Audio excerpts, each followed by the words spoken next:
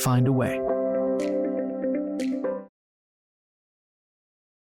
Meredith, thanks so much for being here today. I'm so interested in your specialized field of study, which is the gambling clinic at ETSU. You guys have done research. You've got so much information on that, and I'm really intrigued by it. But first, I want to know about your story. Okay. So where does this career, where did it all start? Yeah, absolutely. So I guess the origin story, I don't know. So I am originally, if you will notice by my accent, I'm not from here originally. I'm from the suburbs of Boston. And I grew up, my father was a funeral director, and I grew up upstairs. And I think that's, as a small business owner, the whole family had some amount of involvement, I guess, at various points. And I think there was always this kind of interest in, humans and how humans experience things and how to maximize life and live life to the fullest. Yeah. Because it's a short time that we're here, and trying to figure out how my impact might be able to be on that, and kind of maximizing how people can be as happy as possible and as fulfilled as possible. So over my education and training, kind of settled in on that, as psychology is maybe a path towards that. And I was a college athlete. And, what'd you play? I guess sailing. So not playing, I guess. So sailing, a little very traditional. Boston. Yeah, very Boston. And in that experience, kind of seeing athletes and kind of seeing college students in general, got to see, when people engage in kind of fun but high risk behaviors, there's a variety of different outcomes. And for some people, they kind of get this, they do wild and crazy things in college and doesn't have much impact on them. They, go on and become doctors, lawyers, professionals. And other students, they do those same wild and crazy things and they end up dropping out of college. So as I was learning more and more about psychology and kind of having these experiences in college, I got really interested in kind of like what makes that difference. How are some people able to engage in risk behaviors and have minimal consequences seemingly, and others have significant consequences, and could perhaps my research, my work, help get people so that they minimize those consequences. Back to that, live your life as full as possible, so that when you ultimately, at the end of all of our lives, we're happy and with what we've accomplished. Well, did you learn, like, what are the takeaways from that? That's a whole nother podcast, yeah, that's a whole but I'm nother interested. Podcast. I guess, so if there was a variable sort of that I linked in on or locked in on, I worked as a professional research assistant, essentially, for 2 years between when I graduated college and when I started graduate school, doing neuropsychiatry research up in Connecticut, and looking at trying to understand, college drinking behaviors. And it was with a psychiatrist, and he did fMRI scans of the brain and genetic data and all sorts of things like that. But the big variable that we kept coming back to was impulsivity. So both that kind of aspect of impulsivity where you just kind of are more drawn to risky and crazy things, and the jump out of airplanes, kind of that kind of impulsivity we think of. But then also kind of another facet of impulsivity that is being able to see things that might be risky for you. Maybe in therapy, you can talk about those things as risky to you, but then still kind of having this impulsive, go ahead and do it anyway. So it's risky and you do it anyway. And not just because you want to have kind of that rush, but because there's some just kind of almost like biological drive to go check that out. So that those kind of two aspects of impulsivity seem to be of interest. So I've definitely done a fair amount of research work across my training and career to try to isolate those and see if we can target those through treatment to get people to be more successful in preventing behaviors they don't want to engage in. Wow. No, that could be a whole nother. Yeah. We talk a lot about risk, taking risks and get out of your comfort zone. And that's one of the secrets to success. And I think it's harder for some people than others, which it's probably hardwired in there, right? Absolutely. Yep. And then I think there's some amount of it that you can learn and some of it that you can put barriers in place to unlearn, I guess, if what the going after the risky thing is causing you harm. How important in your studying that, how important is it for people just to be aware of their propensity? It sounds like you can't like change your hardwiring to be a risk taker. Yeah, no, absolutely. Is Yeah, I think awareness is important. Yeah. I think awareness and understanding that maybe like what everyone else is doing might be riskier for you based on kind of who you are as a person. So with gambling, kind of tying back, we see a lot of people that are sports gambling, maybe with their friends. Everyone's got the same apps on their phones, but they're the one that has to come to treatment because they've lost, a couple $1,000 in the last month and their friends have only spent $20. Yeah. And, maybe that impulsivity is part of it. Yeah. So as a young girl, were Mhm. you were aware of being just interested in human behavior Yeah. and humans, just naturally curious? I think so. Yeah, Yeah. absolutely. Yeah. Yeah. Some people are just naturally curious about of humans, and some aren't. Yeah. So yeah, and what an interesting place being growing up in a funeral home to see the depths and the of human. It's like a laboratory, right? Yeah. And I think also just that it's really important to not, wait till tomorrow. Like if you have something that's causing you harm, something that you want to change in your life, like get help, talk to somebody, make a change because, tomorrow's not necessarily guaranteed for us. Yeah. And so you were sailing, you did sailing all growing up. Sounds like you were pretty serious. Yeah. Pretty serious with it. Yeah. Are you one of these people that knew all along that you wanted to be a clinical psychologist? Sure. All along, I was very interested in science and I was very interested in kind of human behavior, but I wasn't quite sure how that was going to map out. And then I took like a psychology class in high school and it seemed easier for me than my peers. So I was like, maybe this is something. And then when I went to college, I went to Tufts University outside of Boston. And they had a clinical psychology major, which was very uncommon to have that major, but it was very applied. A lot of the instructors were working as clinicians in the community or researchers at some of the hospitals nearby. And I was like, oh, wow, like there's a lot of options with this. This seems like a really cool major. I think this is the one I want to do. Yeah. So that was kind of where I went from there, I guess. Yeah. So college helped shape it. And then you were sailing competitively in college as well. Yeah. Yeah. And then go on to graduate school. Yeah. So worked for a couple of years. And then, went to graduate school down in Memphis. So stopped sailing at that point. There's not many options for sailing down in Memphis. And then to Jackson, Mississippi. Yep. So you took you've seen the whole cultural landscape of America from Boston to Memphis to Jackson and now back to East Tennessee at ETSU. Yep. And you are the director of the gambling clinic. Yes. Which I saw that and I was like, oh my gosh, I want to talk to her because that is such a relevant topic right now. And I have so many questions. And you've been working on this. You've been working on, like, when did you get into this specialty area? It's a really narrow specialty, right? Yeah, absolutely. So I was working, I was interested in that impulsivity question, was working kind of in addiction research more generally when I kind of went looking for where I might do my graduate training. And I interviewed with Jim Whalen, who's still one of the directors at the gambling clinic at University of Memphis. And I kind of had this idea of, I wanted to look at impulsivity measured a little bit differently than had been measured in the past. But I wasn't quite sure, how to focus that. And he pitched me kind of on the idea that gambling was different than other addictions and that by looking at gambling, we could really understand kind of about the mechanisms and the processes of addiction. Because with alcohol, you have a depressant in your system, or with methamphetamine, you have a stimulant in your system.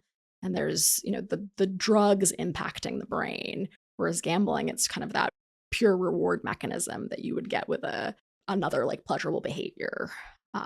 Eating, sex, those types of behaviors without kind of the complication per se of alcohol or a stimulant type substance. I was like, okay, yeah, this seems like a good idea. I kind of like this idea of looking at addiction through the lens of gambling to better understand addiction overall. And you've obviously found patterns Yes. It's not like every story is completely different. Yeah. So there's definitely individual differences. Everyone comes to things uniquely. But yeah, there's patterns. We see there's that impulsive piece, which I was initially drawn to. This is an exciting thing to do. Gambling gets me a reward that nothing else can. And that kind of chasing of that reward. We often hear from people that enter treatment that maybe there was an early big win. So they, had never really gambled before, didn't really know much about it. But then, they put $10 into a slot machine and they won $10,000. And it was the best day ever and so exciting. And then they continue to gamble to try to get back to that level of excitement. So that kind of like impulsive chasing type story we see a lot. And then we also see more of a like that early story, that kind of depressed presentation where maybe the person was trying to escape something in their life and go into the casino or placing bets allowed them to kind of take a break from the stressors that was around them and kind of just zone into the gambling. So the impulsive, like risk taker profile is different than what you just described, trying to escape from something else. Yeah, it can be. The lottery was legalized when I was in high school in Virginia, and I lived in Tennessee. One of my friends at the time, we would go up to Gate City. Yep. And it was just fun. And we'd scratch lottery tickets and, with a coin. And one day my dad was like, who's been smoking why have you been smoking in my car? Because we'd done so many of them that it looked like ashes. That's probably the most I've ever gambled. It was the scratch off tickets. So that's my, I have similar memories of Massachusetts. We used to drive down to Rhode Island. My dad used to drive when the Powerball got big to get some Powerball tickets because it wasn't legal in Massachusetts. Yeah, it was just this novel. It was this novel thing. And, but obviously that's a healthy example, but 100%. there's lots of unhealthy examples. And like, tell me what's going, like, what is their motivators? Where did they get started? Yeah. And I think it can depend. I think that's probably where we see some of those most individual differences is kind of where they got started. I think that first big win is a story that I hear a lot is, it was just kind of this novel thing. Like we could go to the casino or we could do some sports betting or we could go to the movies or go to bowling or something like that. Like it just happened to be the thing they did that night with friends or family. And then it became like, it was more exciting. It was more shiny and flashy than they ever expected. That kind of origin story we hear a bit. But that's probably a certain personality type that's drawn to the impulsive. But then also, a lot of like family history we see is common. So it's something that they've seen modeled in their families is that, their loved ones, their grandparents, maybe parents growing up gambled. And the first time they ever went to the casino was with family members. And that's sort of just been like part of their kind of family milieu to be able to, that everyone gambles. Do you find that that's more genetic in that it's the same kind of impulsive things they were born with, or is it more of modeled, like they've seen their parents enjoy that, so that's what they do? Yeah, and we don't know. I think that was back in it was 2008 or so when I was doing that neuropsychiatry research. We really were like, we're going to map the human genome and we're going to point to all these genes, and this one specific gene will tell us these one specific things. And everything we've kind of learned since is it's so complicated. And it's most of the genetic piece stuff is this kind of combination of there's kind of a gene that exists in a person and it maybe gets turned on by some environmental factors or some stressors or some exposure. And then how people react to that exposure differs. But it's not that it's so complicated. That's important, but it's not that simple. There's so many different variables. Like I think sometimes like just observe humans, and sometimes I think we are the simplest creatures in the world. Yeah. Like we were so Yeah. predictable in some ways. Mhm. And then I see us and I'm like, we're the most complicated creatures that ever And both. We're existed. both. Yeah. So your answer is Yeah. we're both. We're both. Yeah. Yeah. And some, like, we do things, humans are generally rational, and we do Yeah. things because they feel good or they reward us in a way.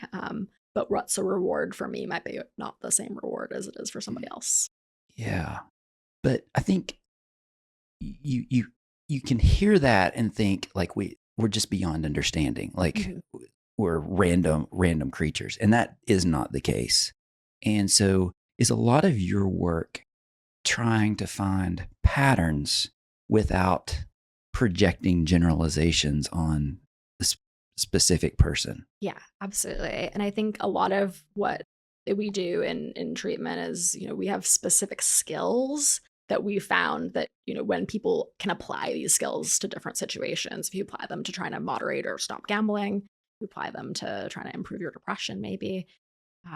When you put those skills to work for you in a kind of an individualized way that fits within your life, that's can be where you see the improvement and the change. But yeah, we're not necessarily like trying to find like what your personality is and then how this personality maps onto some future behavior. You stay who you are, or we just can add additional skills on there that then you take and adapt as it fits within your life. Gotcha. Yeah. Humans are just fascinating. No, That's all there is that's to why I'm it. here. Yeah. But yeah. That's why I do this work. Gambling is just such a prescient topic, especially here in Bristol. It's no secret that we have the new Hard Rock Casino. Mm-hmm. It is the flavor of the week. The amount of money flowing into that casino is mind-boggling. I never thought I would see. I underestimated just how much gambling there was, like how attracted people are to it. And you're saying, so what have you, like, tell me what you guys are trying to understand, because this is like things you're getting this information in real time. Yep. Here in Bristol. Yeah, absolutely. So gambling exists kind of on a continuum. So there's going to be a small portion of the population who never gambles ever, has no interest, never wants to do anything with it. And then our data on Americans is probably about 80 or 85% of Americans will gamble at some point in their lifetime. There's going to be some amount of exposure. They're going to do it socially, recreationally, for fun. They're going to, spend that $20 to go to the movies or spend $20 at the casino. It's expendable income, money that they can afford to spend. It doesn't impact their budget. It doesn't adversely impact their goals for their finances. And they do it to have fun. That's going to be the majority of people. It's the majority That's of people. the majority of people. And that's not an unhealthy. Nothing that we have found thing. suggests that. No, that there's a lot of people who can gamble recreationally, just like a lot of people can have, 1 or 2 beers on the weekend and don't have an alcohol problem. We find similar things with gambling. There is a proportion of people that we do worry about, and that's and our work, the gambling clinic, we work both on the prevention side. So we're trying to keep as many people in that 85% that's kind of just the social recreational gambler proportion. And you can do that by learning some responsible gambling skills. So things like setting budgets, knowing how much you plan to spend beforehand, only using that expendable income, not drinking too much alcohol while you're at the casino, telling your friends that you're with kind of what your limit is, everyone kind of having an agreement, like we're not going to stay here for 2 days straight, that kind of thing. We're going to stay for a couple hours. We're also going to get dinner, all those kind of like ideas that would help kind of reinforce that this is a social experience. We're doing this together with friends, doing it for fun. We're not doing it to try to win a bunch of money. We're only putting money up that we can afford to lose. It sounds like you're saying it is safer to go with a few friends who are responsible and will help you maintain those boundaries than going alone. For most people, yeah, we do find that is that kind of when you go with the goal being like, this is a social night out together, that tends to translate to just like more of a social profile of gambler. Sure. More fun, less risk. Yeah. And my friends that seem like they have healthy, like they go to the casino for healthy reasons, they all say like, I have this limit. Yep. I go, it's entertainment. When it's done, it's done. Yep. Yeah. And that's just like, yeah, I guess if you were to do that, the drinking equivalent, right? If you're like, I'm going to go out tonight, happy hour, something like that. I'm going to have 2 drinks and, the specials end at 8. I'm not going to have another drink after 8. I'm going to have some dinner afterwards. And then I'll, drive home and watch some Netflix. Yeah. That would not be like, if your friend told you that was their evening, you'd be like, okay, cool, have Sure. fun. Sure. And that's how gambling can be for most people. So that 15% that it's not healthy for, what does that trip look like for them? So there's 15% is like in the never kind of gambler at risk. There's about a 1% so between 5 and 1% of this is, now I'm crossing a couple different prevalence studies, but it's between 5 and 1% of the population. Of the general population. General population in America, adults, that would be considered probably likely to have some amount of disorder or harm from gambling within their lifetime. And those people are going to be experiencing things like that gentleman that I described that was driving up to Missouri. So, they are having harm to their relationships. Maybe they're concealing from their loved ones how much they're spending or how much time they're spending. They're spending more money than they can afford. So they're starting to notice, the expendable income is all going to gambling. And maybe they're also, juggling utility payments. They pay the water bill one month and they pay the gas bill the next month and they pay the electricity bill the next month to be able to continue to finance their gambling, not get anything turned off. They are also potentially experiencing a lot of stress, like maybe even physical stress, health symptoms from their gambling. They may be concealing how much they're gambling from work. Sometimes people are getting bailouts from friends or loved ones, payday loans, those type of things. So like loans that are really high risk type loans with really high interest rates, not the best use of your money type loans. And then we've at the most extreme side with gambling, we see people that will commit crimes to finance their gambling, sometimes crimes that they commit for the first time, writing bad checks, embezzling, because they are trying to continue to have money available to be able to put into the gambling, with the hope that they can win back and get back to even and pay down debt. But that chasing of that potential win requires them to do increasingly risky things, potentially even illegal things, continue to finance themselves. So with a lot of that is similar to other addictions, right? It's similar to alcohol. Yep. Like we all start drinking in high school or college and everybody kind of looks the same way. But then you get into your mid-20s and you realize, well, my friend, whatever, like he got caught at, like he's an alcoholic, but you don't know that for quite a while. In gambling, are there any early indicators, like in those first few trips to the casino, or personality types that might present themselves in other parts of your life that would say you might be more prone to be in that 5%? Yeah, and I think we don't have like hard data on like what would be like a immediate predictor of things. We do find, and this is going to be in people who have presented to treatment. So it's a little bit of a different sample. It's not everybody who gambles. It's the people who have gambled long enough that they've gotten themselves into trouble. Right. When we kind of ask them retrospectively, did you notice any maybe warning signs, that type of thing? That is, sometimes people will say is like, yeah, like I always kind of liked this more than my friends. Like I noticed I just got more, like I was more into it faster. So we do sometimes hear that. But again, it's going to be retrospective. It's hard to disentangle. Maybe they're adding that narrative on the backside.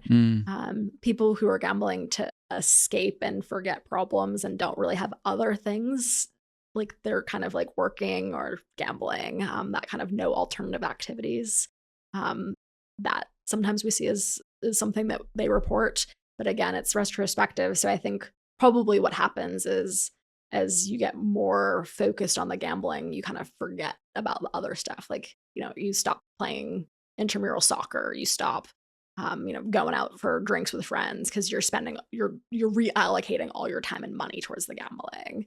But it is possible that people who are pretty isolated, don't have a lot of varied interests, could be maybe more at risk for if they get into the gambling as their one big thing that can take over a lot of time and space. They would probably be more at risk for any addiction. Yeah, absolutely. Yeah. Right. Yeah. We want variety and social connection, and various opportunities and outlets for socialization and stress mitigation. That's good for just general health. So if two people, all things being equal, with just their genetic makeup and impulses, is it fair to say that the one with more social connections and support system is going to be less likely for it to go sideways with gambling? Potentially, yeah. I think there's always exceptions to that, but I think the social support not only can help kind of like we learn from our friends, like, oh, maybe I'm out of range sort of more quickly than if you're in isolation. And then also that kind of the support to treatment. Like if you're just by yourself without anyone knowing about your finances, you've not confided in anybody about your finances, you might end up in a worse place than if, your partner is on a shared bank account with you and sees 3 weeks in a row you've taken $500 out for a sports betting app. And they say, like 3 weeks in, they're like, whoa. Yeah. I thought we were saving it for vacation. What are you doing? And then the person self-appraises and goes, oh, wait, yeah, no, I would rather go on vacation than keep gambling. And they just stop. So that sometimes that social support can be a quick fix, if not only a prevention piece. Anecdotally, it just seems like we Americans get lonelier all the time. Like, is there science to that, or is that just my hunch? I've definitely seen, so I think there's a statistic about, like the more square footage, we've increased our square footage and decreased our social connections over the course of, the preceding decades. And that there's probably something to that. And then I think, unfortunately, kind of this case study of COVID, where everyone kind of had to go home and be by themselves, we saw corresponding significant increases in a range of mental health conditions, anxiety, depression, substance use, overdose deaths even, as people kind of withdrew from kind of all of their connections. So yes, I think that kind of isolation and loneliness, absolutely. It's interesting with the gambling because like the casino is actually a pretty social place. There's a lot of people there. So some people we work with actually go to the casino as an escape from being home alone in their homes. It's an interesting kind of, it provides that social piece, but then also can be quite isolating if it is the place that causes you harm. Yeah. So genetic makeup can be a variable. Yeah, it can be a risk factor. Your loneliness can be a risk factor, which seems to be getting more, and we just seem to be getting more and more lonely. COVID kind of accelerated that, but that problem was happening before COVID. The lack of but you can mitigate those with kind of safeguards, and you mentioned like going with friends and setting a budget. There's a lot of different kinds of gambling. Yes. And a lot of it is new. I mean, when I had to drive, my friend and I had to drive 20 miles to get scratch off tickets. And it would have been really hard. It would have been almost inaccessible to gamble when I was growing up, but not now. That accessibility on your mobile phone, and it is literally in your face everywhere. Like, I don't know what percentage of advertisements are gambling advertisements now, but it is high everywhere you look. That's new. That is new. So that's another piece. So the legal access to gambling is new, but also kind of like the cultural maybe acceptability of talking about it and advertising it has changed. You didn't used to see much gambling ads. Yeah, there was the billboards with maybe like the number of the Powerball, how much money you could win. But other than that, most of like the Tennessee lottery advertising was about like the Hope Scholarship. It wasn't about like go spend more money on the lottery. Yeah. But yes, this advertising has changed, and there's also, and I think that will be something that policy is going to need to keep up with and kind of understand. And in Tennessee, they're being very proactive at trying to understand how advertising may be influencing here and maybe making some changes. Are you seeing early indicators in your research? So somewhat. So don't have research on the advertising at this exact moment. But we do, in our clinical population, we do see that the advertising is a trigger. So particularly when people see advertising, like, if you spend this amount, you'll get this additional kind of incentive to bet more, or almost like free money type incentives, that is particularly problematic. That, they maybe would have said like, I'm not gambling this week. And then they see an advertisement that suggests that there would be like a incentive or free play, and that will spur them to go ahead and change their goal and gamble. And then just, people who love sports and have always watched sports and are trying to not gamble, they sometimes have to limit how much sports they can watch and how much sports like media consumption they can engage with, because even when you're watching and you're not paying attention to the gambling, some of the announcers and the broadcasters are splitting, they're inserting lines about the odds or the spread, that can be, right within the news sort of the game. That can be triggering, make them think like, maybe that spread's good, maybe I should put some money down, when they otherwise were not planning to place a bet that day. So that can be pretty triggering. We've seen for our clients that are in, experiencing problems already. Playing the lottery versus sports gambling. Are you seeing different volumes of patients?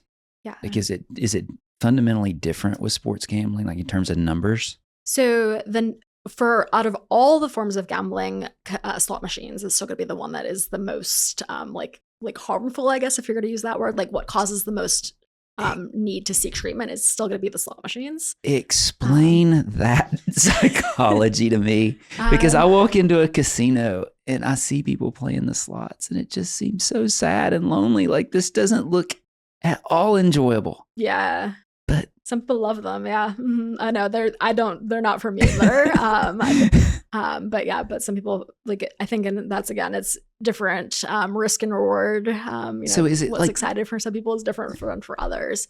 But yeah, the slot machines can be very engaging, and that possibility of a big win is always there. And, you can get, we call like near misses. So like it's almost a win, comes up, and that, when we look at like neuroimaging data for people who play the slot machines while their brain's kind of getting scanned, we see that those near wins, like almost winning, is just as exciting as the actual wins. That part of your brain, that dopamine reward circuitry. Mm-hmm. So in a simpler time, where would you have seen that in human activity? Like a comparable dopamine spike. Yeah. I guess like natural reinforcer for humans would be like food, sex, social companionship.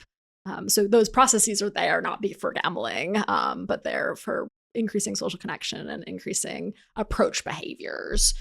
So wanting to make us go out and explore and maybe do something that is a touch risky, but would be beneficial to the survival of the species. So if I'm playing the slots and the game is get 3 sevens in a row, if I see 2 sevens there, I get just as excited as if I had one. For some people, yeah. Maybe not for everybody. And for those who don't, those maybe then are at lower risk of being, habitual slot machine players. But yeah, for some people, it's just so exciting. I'm assuming that the casinos have figured this out.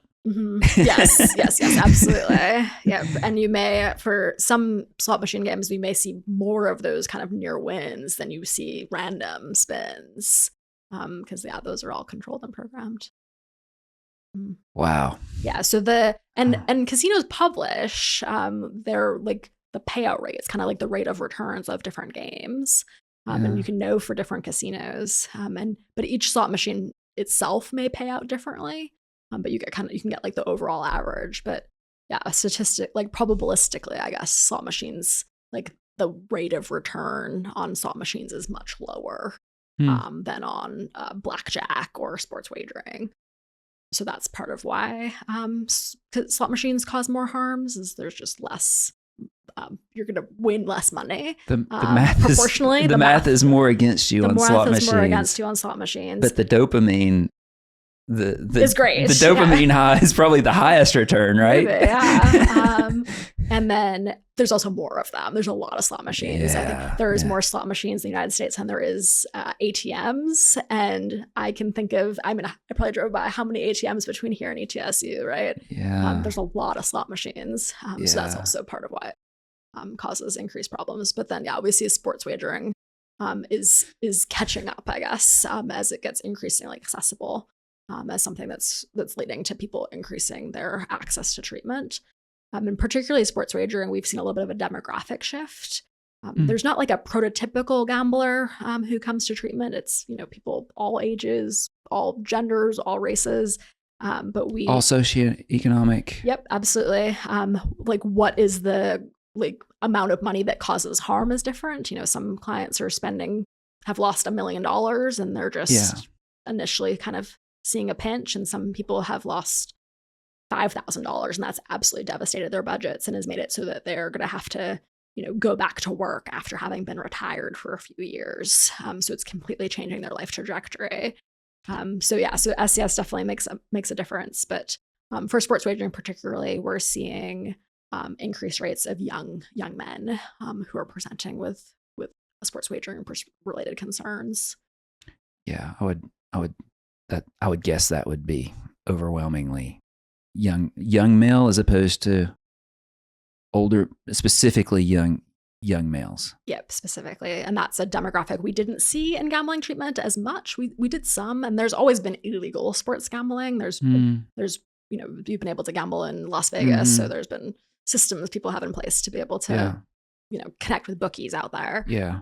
So we've seen sports wagering for decades, but it seems like the advertising is directed to young men too, right? Like put them in front of them, not me. Yeah, absolutely. Yeah. Yeah. And it's people who love sports, engage in sports media content consumption a lot. It's something that they can perceive having an edge at and an advantage. But even if you're winning like a 50-50% of the time, which is a pretty good win rate, the apps are still taking their cut for running the business. So you end up losing. Yeah.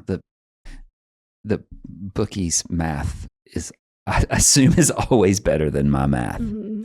And you introduce sports, and people do have what is the bias where you think like you think you have an expertise in something because like an expert bias. Yeah. And like sports are probably the worst for that, right? Like everybody thinks they're an expert at college football and their favorite team and so much emotion, but at the end of the day, it's math. Yeah.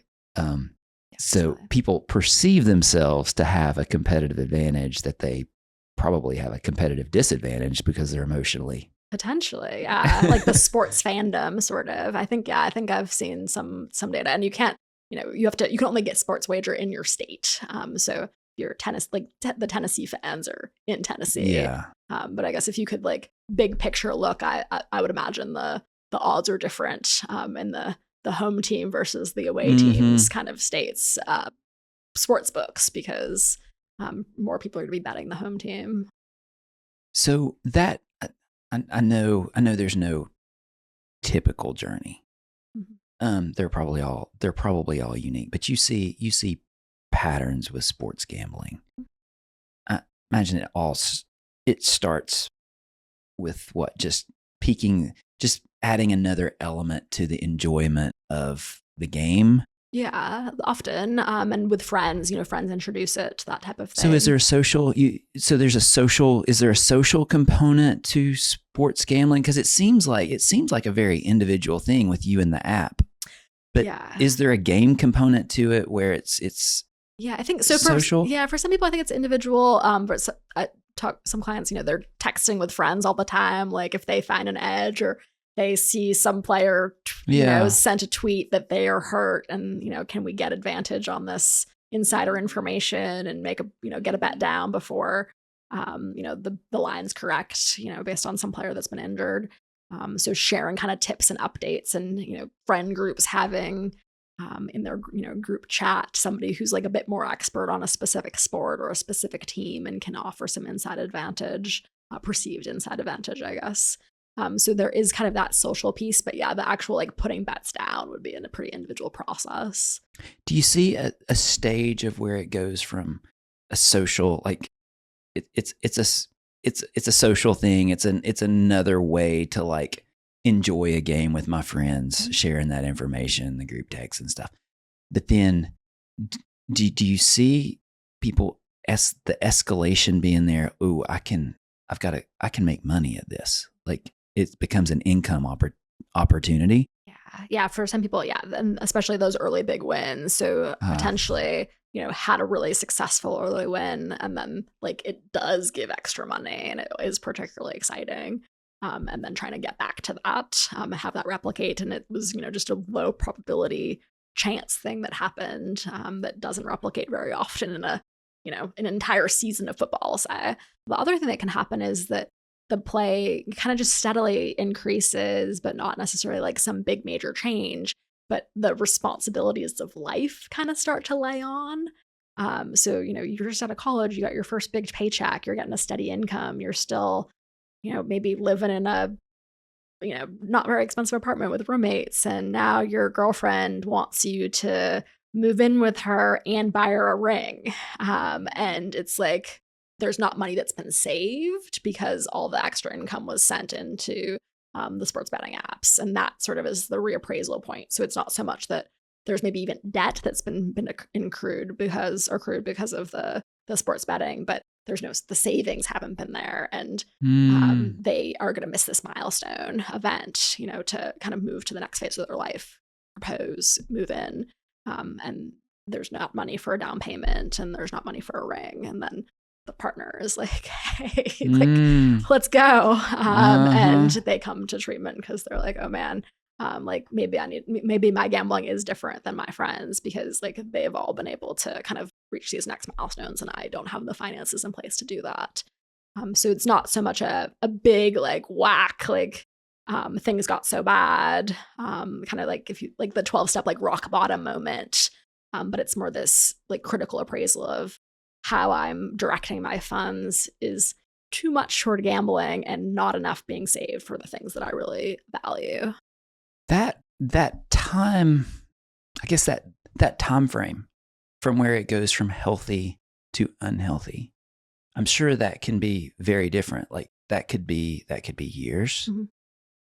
But what's interesting about gambling is that could be a really short timeline, because with substance abuse, like you almost have physical safeguards, right? Like I can only drink so much alcohol before I pass out and physically can't drink any more alcohol. I'm assuming drugs are the same way. What's fascinating to me about gambling is there are no physical safeguards. So if I could lose $10 in the next 30 minutes, or I could lose $100,000 in the next 30 minutes. Yeah. Right? Like, yeah. And another difference we see with the substance users is the getting high or getting drunk is important, but as you progress through that illness, the most important thing is not going into withdrawal. So you always keep some money to be able to buy more alcohol, some money to be able to get more opioids.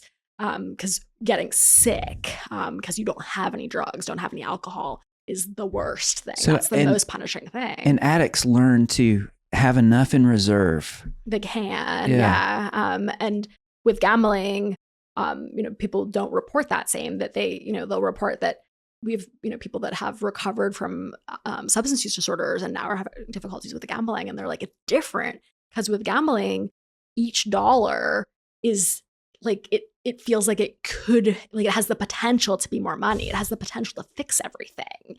So I don't hold anything back because everything in play seems to give me the best potential for winning big. So feeling like, they never had $0 in their bank accounts before. They didn't go into debt because they were all, they needed to not go into withdrawal. But with gambling, you can put everything up because everything seems like it has opportunity. Everything has hope to it. There's a hopefulness to persons with gambling. If you're predisposed to being a risk taker or being impulsive, that could happen much faster. Yeah, probably. Right? Mm-hmm. It's like you accelerate that whole. Yeah, there's like the gas brake sort of thing. Like if some people have more brake and some people have more gas. Yeah. So that kind of cue of like, oh man, this is getting scary. Like my emergency savings account is gone. I should stop. That doesn't kick in for as many people, for some those more impulsive people as quickly. So they end up with more debt more quickly. Is an indicator people's responsiveness to losing? Like how do they respond to losing money? Do they walk away? Do they reflect on it? Or are they emotional, like impulsive types who like double down? Yeah. And that's that chasing piece. So like when you are faced with a loss, and that's one of the diagnostic symptoms is so chasing. So trying to get back to get even. So if you lose $100, you're like, okay, well, I need to get back to 100. So I'll put in another 100 versus some people would be like, oh, I lost $100. Like, this is not for me. I don't want to keep losing $100. And but that's kind of personality. That's personality driven. It can be personality driven. It can be learned behavior as well. So that kind of, in the past, your experiences was that when you put another $100 in, that's when you got to 400. And that was great. So I just need to keep putting more in and eventually I'll catch up. I'll get back to even or I'll get ahead based on past experiences as well. So it can be like an innate willingness to take that risk. It can also be exposure and having learned that over the course of your gambling episodes or thinking that maybe you can learn that. You've heard it on TV or you've heard it from a friend. So you've obviously studied a lot of data. Yeah. And but also the individual case studies. So it's not just math to you. There's real people, and you've probably got 1,000 different stories, right? In all of you spent 14, 15 years. What have you learned that's most surprised you? I don't know what's most surprised me. I guess what keeps me going, I guess, is that we're able to really help people get back to baseline and get back to their values, get back to their goals. And what can be, stories of people that call and they are, there's very high rates of suicide with persons that gamble. That's one of the more deadly diseases. The guilt, the shame, the isolation, it's hard to get help. There's not that many resources available for help. People feel very hopeless and that there's no way out. And that if they just aren't here anymore, maybe the financial burdens will be alleviated. I wonder too, like with substance abuse, you kind of, it's people see you, like there's a feedback loop, right? Like your friends can say, listen, you've drunk. Your doctor can look at your blood work and understand. Right. You're drinking. Well, you're drinking too much. With gambling, it can be such an isolated activity. I could ruin my life and no one else know it because I can do it on my phone. Yep, exactly. So I guess people can approach treatment in the absolute worst place of their lives, not even sure if they want to be alive. And those people can work through treatment, set goals, work with therapists, work really hard on themselves, make changes, and leave treatment with their finances under control, a plan for moving forward, back realigned with their goals, excited about the future. And, that can happen in a matter of months. So I think that, I guess, is what continuously, maybe it surprises me every time in a good way. And it's what kind of keeps us going in this work, is that it's not it's never so desperate that we don't feel like we can help. There's no situation that is the worst ever that it's impossible to get out of. We can teach people skills and we can get them back. That it's dangerous saying something's easier or harder than another, but is it the road to recovery a little bit less complicated with gambling than it might be with substance abuse, where you've got these physiological dependencies? Yeah, maybe. I think that would be, you'd have to ask the person. Yeah. So for some people, in some ways, it's just your mind that you're having to reach to change. So for some, that's good. But for others, once the sort of the chemical hooks of something like an opioid or alcohol or methamphetamine, once those chemical hooks leave your body, they have kind of a really changed outlook on things. And it's easier to lay skills on after that. So whereas with gambling, it's you the whole time, for the good and the bad of that. So if there is particularly, like if there's other comorbid stuff going on, depression, trauma history, that type of thing, those things are still with you as you try to change your gambling. And that can make it, in some ways, sometimes that can make it harder. Can you tell the story of a successful story? Yeah, absolutely. We see successful stories every week. I'll blur a few cases so that I'm not identifying anybody. But stories of persons that have called with that, either recently been thinking about ending their own lives and just hopeless and not sure what to do. And, they've maybe tried other treatments, they've maybe talked to therapists, but felt like nobody could understand their gambling and, maybe just get the medications and, they stopped for a few weeks, but then they just went right back to gambling. And they come to us and, our therapists are my graduate students. And we have 3 clinics throughout the state. So different regions, the therapists know where people are coming from and they know gambling. And just that kind of initial conversation of like, I understand this, like what you're saying isn't so shameful. It isn't so hidden. Like we can talk about this. I get this. That kind of like immediate shift can start to happen of just like, maybe I found the right place. Maybe this place could give me a chance to change. And then what we do is we move people through treatment is we sort of start with an intake assessment and just learn everything about their gambling. And they fill out a bunch of assessments for us. And, we get a bunch of data about what they think about their gambling, but also their behavior, how much they've been spending, when they've been gambling. And our second phase of treatment is we give them a report. We like calculate all that data and we present it back to them. And we say, this is how much you were intending to spend and how much more you were spending. If you had, spent this much money on, if you spent this much money for the next 5 years, 10 years, 25 years, it would be $1 million that you are spending on gambling. Are they often surprised by those numbers? Surprised. Like almost all the time? Almost all the time. And they're like, oh my gosh, like I was gambling to, try to fix my financial problems. And look, if I just had saved this money and put in a savings account, I'd have $1 million in 25 years and I'd be able to retire comfortably. And I wouldn't have had to do any of this and had all this stress. And the other thing we give feedback on is time. Like how many hours of the day, and particularly our sports bettors, they spend time placing bets down, but also all this time researching and watching the games and following up with things. So the hours that get spent, and none of us feel like we have enough time. So sometimes they're spending 14 hours a day related to sports gambling.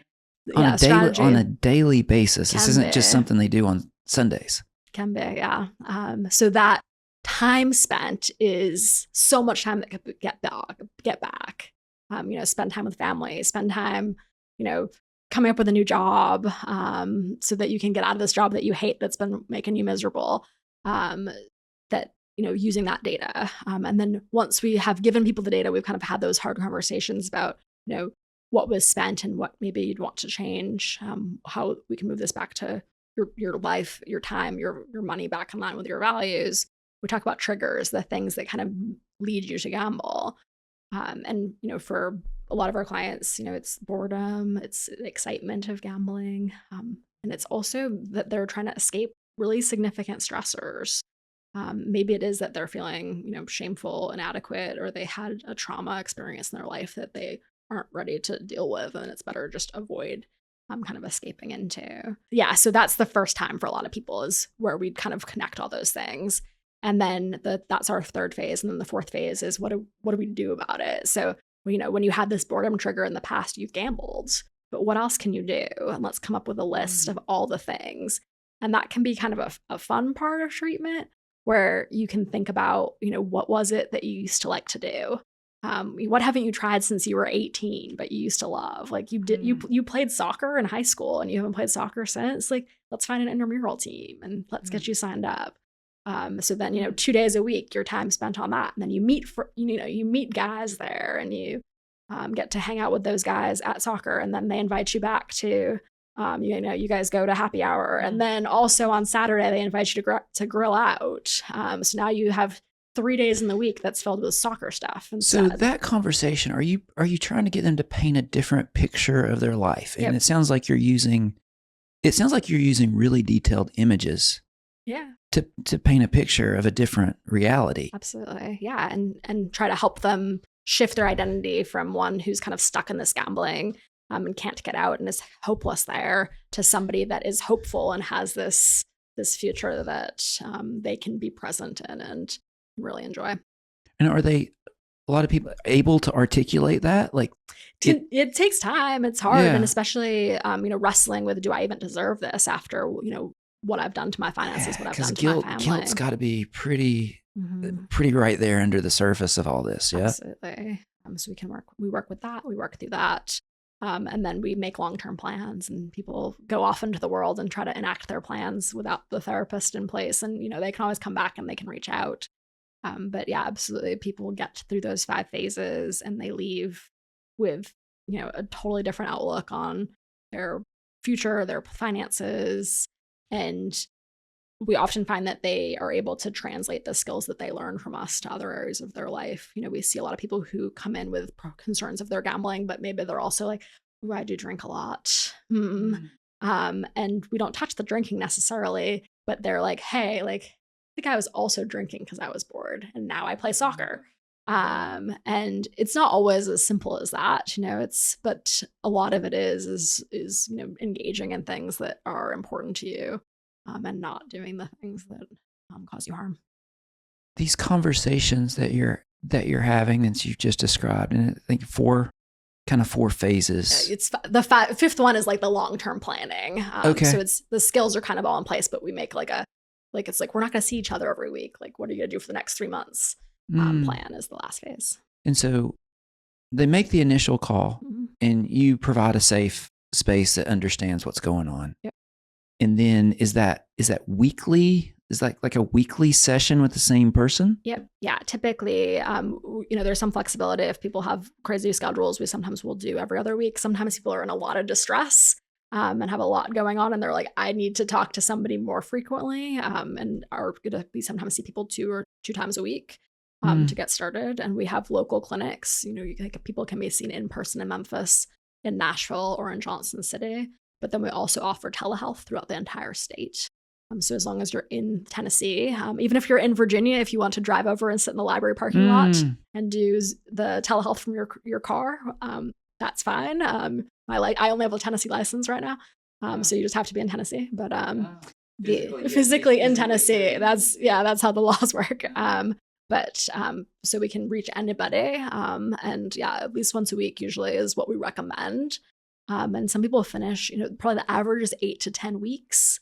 Some people finish in as little as 5. And some people we see for, over a year, because there's a lot of other things that they're trying to work through as well that we can help with. But it typically about 8 sessions weekly for an hour. Yeah, so it's got to be rewarding, right? Because that's not a long time. That's not a long time. Substance abuse is a lot longer path to recovery than that typically. And so in 8 to 10 weeks, you see these changes in people, and you're hoping that sticks. Where does the recovery often go sideways? Yeah, so we unfortunately, like, the research literature doesn't have a ton of long-term data on gambling treatment. There's just not been long studies, partially because of how funding works for gambling research. Within our clinic, we do try to collect data from people up to a year post-treatment. And often where things go sideways would be just, stressors that they weren't planning on. So, they had a plan in place for most things, and then, one of their loved ones passed away, and they, went home to the funeral, and the casino was 20 minutes away, and they were by themselves in their hotel room and sad. And, this was what they did to be able to try to cope with that specific sadness. So that is something that we see is usually people kind of snap right back from. When they come to us again for follow-up, they're like, this happened, I returned to gambling this one time, but I, woke up the next day, checked my bank account, hadn't done too much financial damage, and decided, like, I'm going to get a hotel on the other side of town, and I'm not going back there. So they have the tools and the self-awareness to understand what the triggers are. Exactly. So they are able to be their own therapist post-treatment. So even if there's a setback, they get themselves right back on track again. People who kind of more, I guess, would be like continue to have some problems after they've left us. Usually it's, I guess if I was to say there's like a prototypic, it's like a comorbid concern. So a lot of times, people have anxiety symptoms, they have depression symptoms, they have ADHD symptoms, trauma symptoms that we're noticing while they're in treatment for gambling. But it's hard, the distress from the gambling is so high, it's hard to kind of disentangle, like, will this all get better once the gambling's better? And for proportionally, most people, it does get better. Like, once they don't have all this financial distress, their anxiety goes away. Once their partner lets them move back into the house, they're not as depressed. But for some people, 3-4 months out, they realize, like, oh no, like, I am depressed. And maybe that's what led to the gambling on the front end. So if that, they find themselves, the depression is continuing to trigger urges to gamble, and they need additional treatment for depression on top of gambling treatment. And we're able to help them coordinate those referrals. And then that's what gets them ultimately fully recovered from the gambling and the depression. What you've described is someone reaching out, which is that's the first step, right? Absolutely. Is recognizing there's a problem, reaching out, making that phone call to you. Yep, absolutely. If a lot of people have loved ones, Yes, that person hasn't reached that point, what can you do for people that you care about? Yeah, absolutely. So we have the gamblingclinic.com has a website. And on that website there's a screener form where there's a list of questions. And I spoke to some of those symptoms kind of earlier. So you can go on there and you can check out and you can see, like, you can fill out the screener yourself. If you're like, maybe I have a problem, maybe I don't have a problem, you can fill out the screener. It will give you feedback. Like, yes, you've indicated that you have, enough symptoms that this is maybe something that you might want to be talking to a therapist about. The significant other can also fill out that screener for their loved one and kind of give themselves feedback, like check in, like, am I right? Is my instinct correct? Like, is this level a problem? And we also, there's a videos tab on there that has some like YouTube videos about how to have a conversation. And really it's about, bringing forward your concerns, because your concerns, so those are real and valid, fears, emotions and such. And then, but listening to what the other person has to say, and seeing if you can get some traction that way. And then we offer like free consultation for loved ones, and inclusive of therapy type services as well, where we have worked with loved ones to help them make a plan to how to have those conversations. The therapist will role play with you, and you can kind of present what would be your concerns, what would your big ideas about how this might go. And this is a conversation between the significant other and the you. Therapist. Yep. And we'll teach you about gambling, and we'll teach you about communication strategies with somebody that doesn't maybe want to talk about this. Yeah. And then kind of send you home to have that conversation, give it a try.